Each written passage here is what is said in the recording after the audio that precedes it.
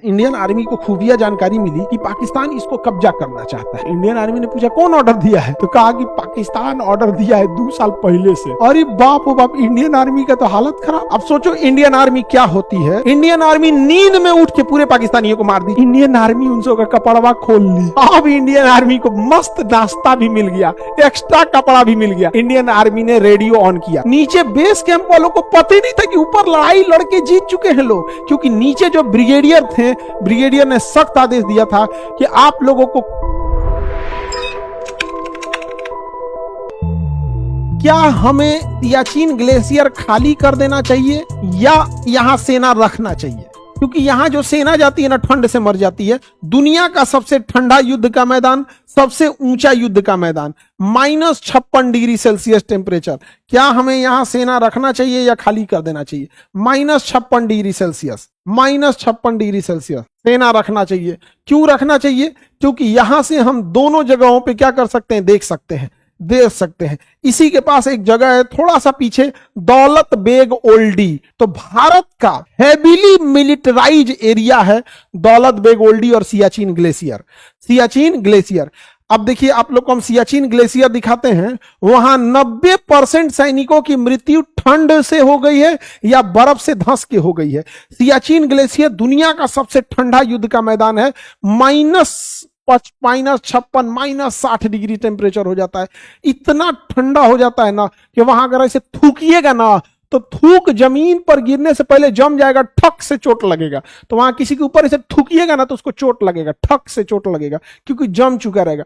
वहां फौजियों को दाढ़ी बनाने नहीं दिया जाता। कहता भैया दाढ़ी रखो। मेरे भैया सैनिक लोगों से भी कहते हैं कि दाढ़ी ना वहां एकमात्र जगह जहां रखना है आपको, क्योंकि ये दाढ़ी ठंड से बचाता है। बाल वहां ना ऐसे फौजी को नहीं कहता बाल बढ़ा लो भैया, मेरे बाल बढ़ने दो, बाल बढ़ने दो। और वहां इतनी ठंड पड़ती है जो दुनिया का, वहां हमारे सैनिक धंस गए होंगे। आज हम लोग गर्मी में पड़ रहे हैं, इतना बर्फ में धंस गए होंगे। वहां पर 20 सीटी, एक बात बताइए, आलू उबालते होंगे तो आप लोग 2 से 3 सीटी में आलू उबल जाता होगा। क्यों? 2 से 3 सीटी में आलू गल जाता है। आप बताइए सियाचिन में इतना ठंड पड़ता है कि कम से कम 30-25 सीटी देना पड़ेगा आपको तो आलू गलेगा। 25 सीटी दीजिएगा तो आलू गलेगा। 25 सीटी में आलू गलेगा। ठंड का अंदाजा लगा लो वहां पर इतना भयानक ठंड लग जाता होगा। कल्पना कर रहे हैं, अंडा जो उबालते हैं लोग, अंडा बॉयल करते हैं लोग, इतना ठंड पड़ता है कि हथौड़ी से मारिएगा तो अंडा नहीं टूटेगा, इतना ठंड पड़ता है। देखिएगा आप लोग सियाचिन ग्लेशियर देखना चाहिएगा। चलिए दिखा देते हैं सियाचिन ग्लेशियर। देखिए आप बैठ के जो इतना आराम से जिंदगी जी रहे हैं ना, एक फौजी की जिंदगी दिखाते हैं आपको। देखिएगा तो आप परेशान हो जाएगा, कहिएगा कैसे ये लोग वहां सरवाइव करते हैं। ये है सियाचिन ग्लेशियर। यहाँ हमारी सेना रहती है, यहाँ पे हमारी क्या रहती है, सेना रहती है। ये है सियाचिन ग्लेशियर। यहाँ हमारी क्या रहती है, सेना रहती है। आपको बर्फ अजीब लग रहा होगा यहाँ पे, ये पहाड़ है, यहाँ सेना रहती है। देखिए जरा इस बर्फों के ऊपर ना सेना रहती है, व्हाइट कपड़ा पहन के रहती है ताकि दुश्मन को पता ना चले। दिख रहा है, इस पहाड़ों के ऊपर यहाँ सेना रहेगी, धंस जाती है। कभी कभी सेना क्या होती है, बर्फ में क्या हो जाएगी, धंस जाएगी। ये पहाड़ों पे पूरी तरह से सेना को चप्पा पे रखना जरूरी है, नहीं तो फिर दिक्कत हो जाएगा। वहां से पाकिस्तान वगैरह क्या कर देंगे, सब घुसपैठ कर देंगे। सब पाकिस्तान क्या कर देगा, उधर से घुसपैठ कर देगा। यहाँ पे सेना है, यहाँ पे यहाँ इंडियन, यहाँ आर्मी का बेस है। देखिए Siachen glacier army base camp हो गया, और यहाँ पे तो आर्मी ही रहती है। देखिए इस सब एरिया में तो आर्मी का अपना है। वहां पे सियाचिन ग्लेशियर के पास अब बेस कैंप कहाँ है, थोड़ा सा पीछे होता है बेस कैंप। ये हो गया आपका सियाचिन ग्लेशियर, इंडियन आर्मी का बेस कैंप हो गया। यहाँ वार मेमोरियल हो गया, यहाँ पे बेस कैंप हो गया। सियाचिन ग्लेशियर जाने से पहले इस बेस कैंप में रुकना पड़ता है। यहाँ देखिए जरा ध्यान से, यहाँ पे हमारे फौजी लोग अभी खड़े हैं। लोग देखिए, दिख रहा है, इस ग्लेशियर में हमारे फौजी खड़े हैं। यहाँ पर ये सियाचिन ग्लेशियर पे ये अभी बेस कैंप है। यहाँ आके रुकेंगे लोग, इसके बाद अब जाएंगे लोग आगे। अभी ये तो बेस कैंप हो गया। अब यहाँ रुकने के बाद, यहाँ सियाचिन ग्लेशियर बेस कैंप हो गया ना, अब यहाँ हेलीकॉप्टर आती है, ये लैंड करते हैं। यहाँ पे मेडिकल सप्लाई होती है। यहाँ पे जो शहीद हुए लोग उनके लिए वार मेमोरियल बनाया गया है सियाचिन में। अब यहाँ से इन लोग को किस पहाड़ पे भेजा जाएगा ये सेना डिसाइड करेगी। अब ये ऐसे नहीं बता सकते हैं कि कहाँ पे कौन होगा, यहाँ सेना डिसाइड करेगी। समझ में आ गया कि नहीं आ गया? खड़ी होगी सेना वहां पे। सैटेलाइट इमेज है तो गूगल का, इसीलिए तो कहते हैं गूगल को ना हमारा थोड़े है, गूगला का लग रहा है नहीं दिखाता होगा, पूरी इंडिया पे है गूगल मैप, समझ आ गया। गूगल को गूगला तो इससे अच्छा इमेज दे देता है पाकिस्तान को। ये कारगिल हो गया, कारगिल की लड़ाई देखिए यहाँ पे, ये कारगिल है। सोचिए इस पहाड़वा पे दुश्मन छुपे थे सब, कारगिल की ये देखिए यहाँ पर, और यहाँ पे नदी जाएगी यहाँ पर, इस कारगिल के इस पहाड़ी पे यहाँ दुश्मन छुपे थे सब। आप गौर करके देखिए यहाँ पे पहाड़ के ऊपर बैठे थे सब वहाँ दुश्मन सब चढ़ के इस पहाड़वा पे। दौलत बेग ओल्डी हम लोग का, वहां पे हम लोग ने बहुत बेहतरीन वहां पे अपना एयरपोर्ट बनाया दौलत बेग ओल्डी में। ये हमारी एयरफोर्स का स्टेशन है दौलत बेग ओल्डी, यहाँ हमारी एयरफोर्स रहती है दौलत बेग ओल्डी पे। और यहाँ पे कच्चे एयरपोर्ट पे भी ना हमारी एयरफोर्स क्या कर दी थी, उतार दी थी यहाँ पर। यहाँ ये पहाड़ पे, यहाँ इतना खतरनाक एरिया के पहाड़ पे रहते हैं। ये चाइना के एकदम पास है, यहाँ से चाइना दिखा देते हैं। ये लद्दाख हो गया, दुनिया कहाँ चला गया, समझ में आ गया आप लोग को। पहाड़ वगैरह देख लिए, किसी को दिक्कत? गूगल खाली हम लोग नहीं जानते, बाकी सब लोग जानते हैं। हाँ बाबू सब लोग जानते हैं गूगल। गूगला इससे अच्छा लोकेशन पाकिस्तान को दिया था, इससे बेहतरीन लोकेशन गूगल ने उठा के ऑपरेशन सिंदूर के टाइम पे पाकिस्तान को दिया था। हम गूगला को काहे गरियाते हैं, हमको गूगला से हमारा कोनो जमीन लेके भागा है।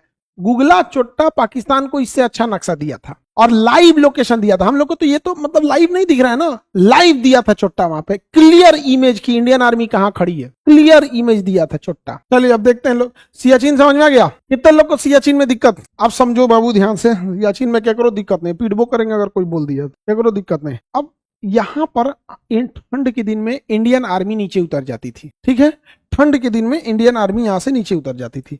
कहां से नीचे उतरती थी बाबू? ये आपकी सियाचिन से। अब हम यहाँ सियाचिन को ना दोबारा बनाते हैं, थोड़ा समझिएगा ध्यान से, कितना कमीना है पाकिस्तान। यहाँ इंडिया पाकिस्तान में एक समझौता था कि हम लोग यहाँ ठंड के दिन में ना यहाँ पे सेना नहीं रखते थे सियाचिन में।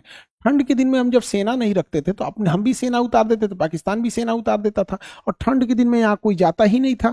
इंडिया का ये एरिया था, इतना दुर्गम एरिया था जिसका कोई हद नहीं।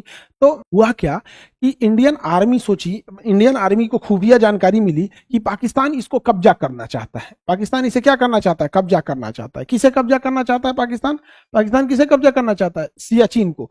तो इंडियन आर्मी को जैसे ये सूचना मिली तो इंडियन आर्मी ने कहा कि अब हमें पाकिस्तान पे, हम लोग को सियाचिन पर जाना चाहिए सेना लेके। लेकिन सेना ने कहा कि भैया ठंड का दिन है, ठंड के दिन में तो सेना ठंड से मर जाएगी, तो वैसे कपड़े नहीं है जो इतनी ठंड को रोक सके। तो यह कपड़ा एक देश बनाता था नॉर्वे, तो यह कपड़ा केवल नॉर्वे नाम का एक देश बनाता था। तो हम लोगों ने सोचे कि जाके हम लोग कहां से कपड़ा ले ले, नॉर्वे से कपड़ा ले लेते हैं। नॉर्वे से क्या ले लेते हैं? कपड़ा ले लेते हैं। तो इंडियन आर्मी कहां गई? नॉर्वे गई। इंडियन आर्मी कहां गई? ये रही इंडिया।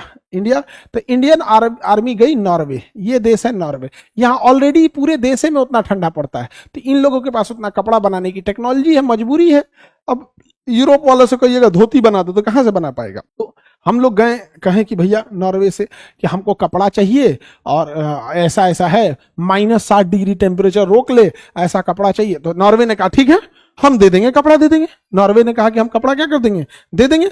तो भारत ने पूछा कि कितने दिन में दे देंगे? तो उसने कहा कि मुझे अभी कम से कम 6 महीने और लगेंगे क्योंकि मेरे पास ऑर्डर ज्यादा है। तो इंडियन आर्मी ने पूछा कौन ऑर्डर दिया है? तो कहा कि पाकिस्तान ऑर्डर दिया है 2 साल पहले से, हम लोग उसके लिए बना रहे हैं और उसको 80% सप्लाई कर चुके हैं, 20% सप्लाई बचा हुआ है, वो करने के बाद हम इंडियन आर्मी को दे देंगे। अरे बाप ओ बाप, इंडियन आर्मी का तो हालत खराब।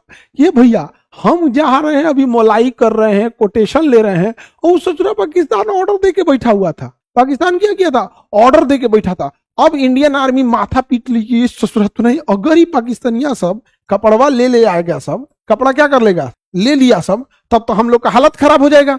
वहां बैठ के और बढ़िया बढ़िया हाइट वाला जगह पे कब्जा कर लेगा सब। अब बर्फ में छुपना इजी होता है ना, सफेद कपड़ा पहन लीजिए, बर्फ में दिखबे नहीं कीजिएगा, सफेद कपड़ा पहन लीजिए, बर्फ में दिखबे नहीं कीजिएगा, और उसी में छुप के अब मारेगा सब सारा, उसमें से रजाई ओढ़ लेगा सफेद कपड़ा, उसमें बंदूक छुपा के गोली मार देगा, पता नहीं चलेगा कहां से आ रहे हैं आप। तो करे तो क्या करे भैया, इंडियन आर्मी परेशान। तो इंडियन आर्मी ने कहा कि छोड़ो। इंडियन आर्मी ने क्या कहा? छोड़ो ये सब, बिना ये देसी कपड़ा, स्वेटर ओढ़ो, स्वेटर पहनो और चढ़ जाओ।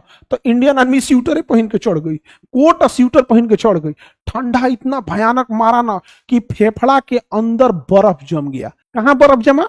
फेफड़ा के अंदर बर्फ जम गया, हाइपोक्सिया हो गया। इतना ठंड पड़ रहा था कि जो सांस लिया गया ना, तो सांस लेने के बाद फेफड़ा में बर्फ जम गया, हालत खराब हो गया यहाँ पे।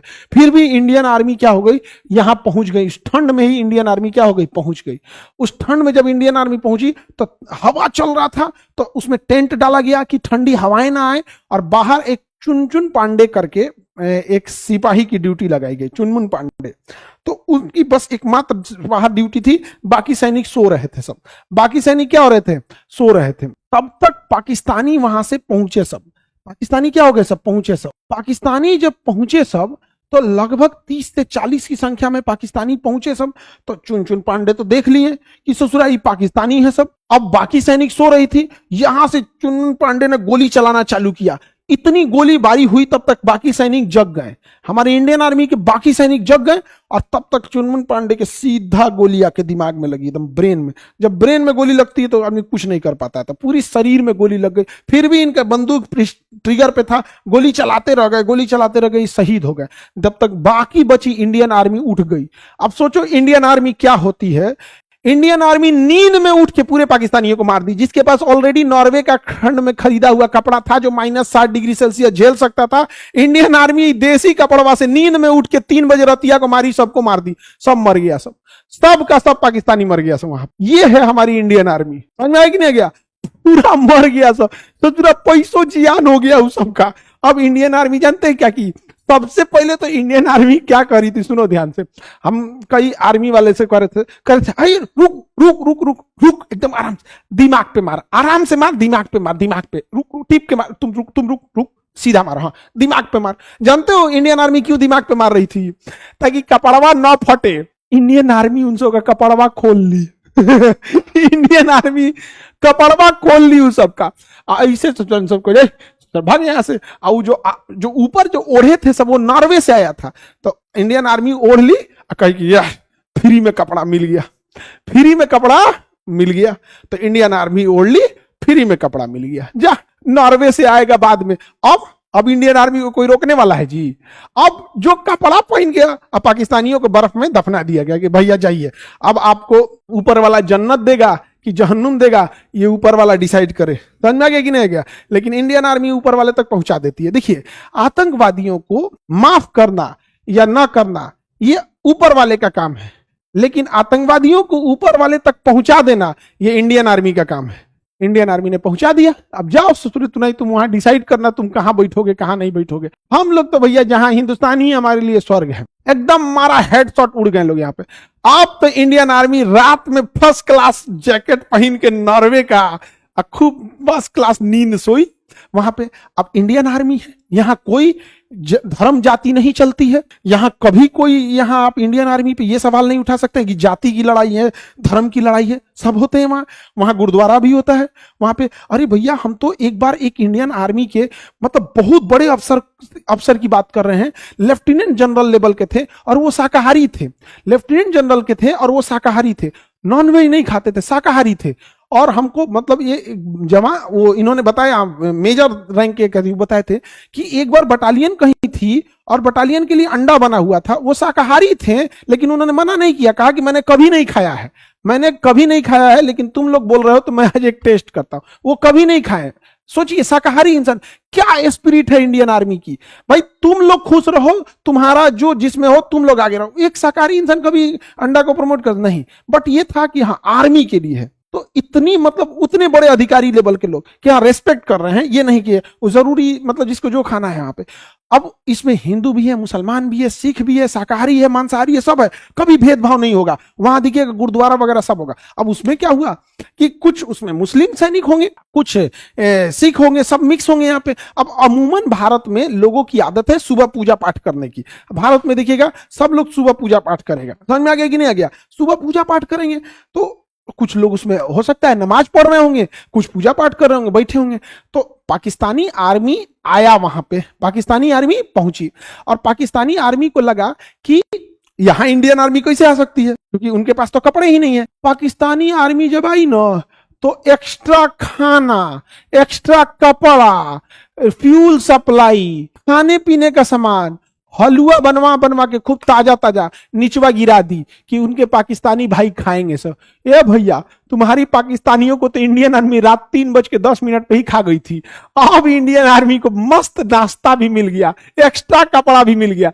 इंडियन आर्मी ने रेडियो ऑन किया, बिना रेडियो सिग्नल पे वो लोग लड़ाई लड़े थे ना। नीचे बेस कैंप वालों को पता नहीं था, नीचे बेस कैंप वालों को पता नहीं था कि ऊपर लड़ाई लड़के जीत चुके हैं लोग, क्योंकि नीचे जो ब्रिगेडियर थे, ब्रिगेडियर ने सख्त आदेश दिया था कि आप लोगों को कोई फोन कॉल, फोन तो होता नहीं उनके पास, रेडियो कॉल होता है, वो भी एक तरह का फोन ही है रेडियो कॉल, तो आपको रेडियो कॉल नहीं भेजना वरना सिग्नल पता चल जाएगा। इन्होंने कोई सिग्नल ही नहीं दिया, मार दिए लोग, रात 3 बजे निपटा दिए, 2 नींद सूत लिए, सुबेरे खाना पीना खा लिए लोग। और जब खा लिए लोग तब रेडियो पे बोल रहे हैं कि base camp from Siachen to base camp alpha to Charlie. तो वो लोग कहें कि मैसेज काहे किए, मैसेज काहे किए, पकड़े जाओगे। कहा ये पकड़े जाएंगे, यहाँ पे आधा मार दिए पाकिस्तानियों को, उघारे दफना दिए हम लोग, एक्स्ट्रा कफन वफन लाइएगा, उघारे दफनाए हैं हम लोग। पाकिस्तानी से उघारे थे सर, कपड़ा तो उतार लिया था इंडियन आर्मी, ठंडा लग रहा था इंडियन आर्मी को। कहा कि आइए आप लोग आइए, एक्स्ट्रा कफन लाइएगा,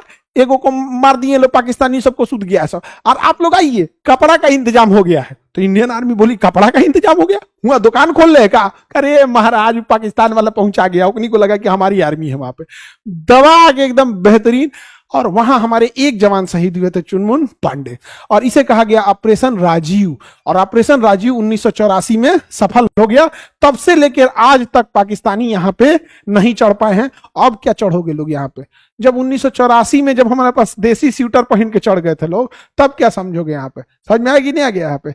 ये है भारत का जवान, यहाँ पे ये होती है इंडियन आर्मी, यही इंडियन आर्मी में बहुत अच्छा लगता, समझ में आएगी नहीं। ऑपरेशन सिंदूर में अगर इंडियन आर्मी को छूट दे दिया जाता, इंडियन आर्मी को छूट, बाप रे बाप, जितना इन लोग के अंदर गुस्सा भरा था ना इंडियन आर्मी में, जितना गुस्सा भरा था ना, पूरा लाहौर समेट के लेके चलाते। लाहौर तो पक्का समझ में आता है यहाँ। ऑपरेशन राजीव भी था और मेघदूत था। कारगिल के लिए आएगा ऑपरेशन सफेद सागर, मेघदूत मेन ऑपरेशन था, मेघदूत। राजीव भी था, मेघदूत भी था, ठीक है। Operation Meghdoot 1984, operation Meghdoot, operation Meghdoot, हाँ हाँ ऑपरेशन मेघदूत। सर मेरे दादाजी कारगिल की लड़ाई में लड़े थे, सैल्यूट आपके दादाजी को। बाबू हम तो कारगिल की लड़ाई में हम आपको दिखाते हैं, हम तो, हमारी तो आर्मी वालों से अच्छी दोस्ती है, हम आपको क्या ही बताएंगे। लेकिन हम तो कारगिल में ऐसे ऐसे लोगों से मिले हैं जो कारगिल में अपना बहुत हाथ पर बहुत सारे लोग गंवा दिए थे, उन लोगों से भी मिले हम। होगा अब ढूंढना पड़ेगा यहाँ पे। हम मुंबई में थे तो उस समय किसी काम से, तो एक कारगिल में एक कर्नल साहब थे, उनका एक पैर ही नहीं था, एक पैर नहीं था वहां पे। और क्या जज्बा वहां था उन लोग का, एक पैर नहीं था, बम से उड़ गया था। मतलब पाकिस्तान की लड़ाई जब हुई थी ना तो बम से उड़ गया था यहाँ पे ऑपरेशन मेघदूत में। समझ में आ गया, किसी को दिक्कत?